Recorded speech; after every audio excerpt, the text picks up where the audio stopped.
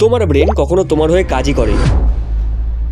তুমি সারা জীবন এমন একটা মস্তিষ্ক নিয়ে বেঁচে আছো যেটা তোমাকেই ধীরে ধীরে কন্ট্রোল করছে, আর তুমি বুঝতেও পারছো না।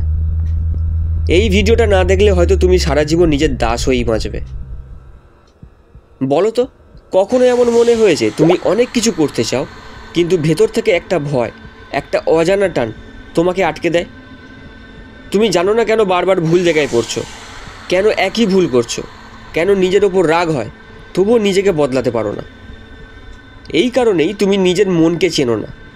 আর যতক্ষণ না তুমি নিজের মনকে চিনবে, ততক্ষণ তুমি নিজের জীবনের মালিক না, বন্দী হয়ে কাটাবে। আমি বুবাই মণ্ডল।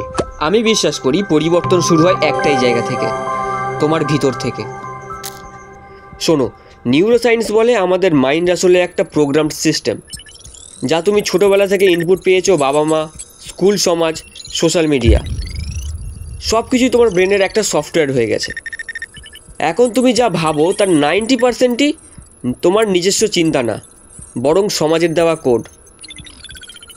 মনে করো তুমি ভাবছো তুমি ব্যর্থ, কিন্তু সেটা তোমার ভাবনা না, এটা সেই টিচারের কথা যিনি একদিন তোমাকে বলেছিল তুমি জীবনে কিছু করতে পারবে না।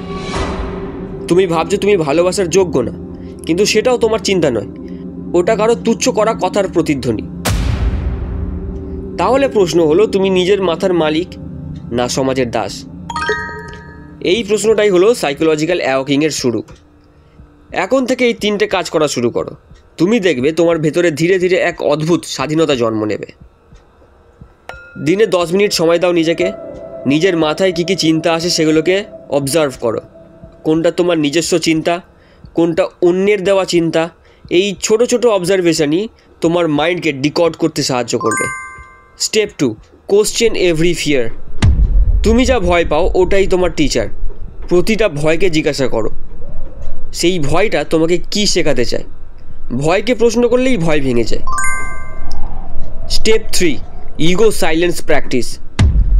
যখন মন বলে আমি সব জানি, এটা তোমার ইগো থেকে আসে, তখনই তুমি তোমার মনকে বলো যে আমি সব জানি না, আমি নতুন করে সব জানতে চাই।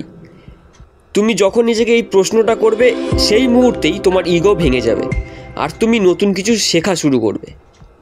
নিজেকে চেনো, কারণ যে নিজেকে চেনে তার ওপর আর কোনো শক্তি, কোনো মানুষ, কোনো ভয় কখনোই রাজত্ব করতে পারে না। এটাই স্টেপ 1, সাইকোলজিক্যাল অ্যাওয়াকিং। স্টেপ 2তে আমি দেখাবো কিভাবে নিজের ইমোশনের রাজা হবে। সাবস্ক্রাইব করো, কারণ তোমার মস্তিষ্কের কারাগার ভাঙার সময় এসে গেছে।